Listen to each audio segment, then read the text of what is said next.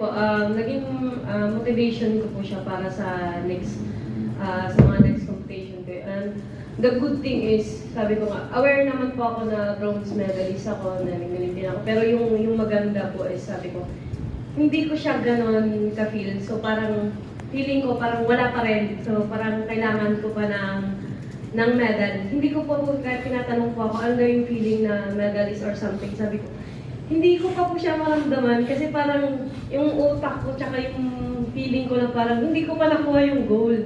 So parang kailangan ko yung goal ko. So, medalist ako tapos ganito po pero wala pa rin eh. Hindi ko po, grateful naman po ako, sobrang grateful po ako lalo sa mga blessings pero hindi ko pa siya ramdam. Parang wala pa rin. Yung parang, eto pa rin, ganito pa rin ako.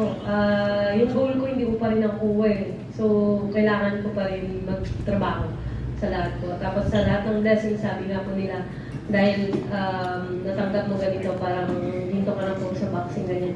Hindi ko po kasi naiisip yung gano'n. Yung blessings po kasi parang, ayun po, para sa family ko po yun.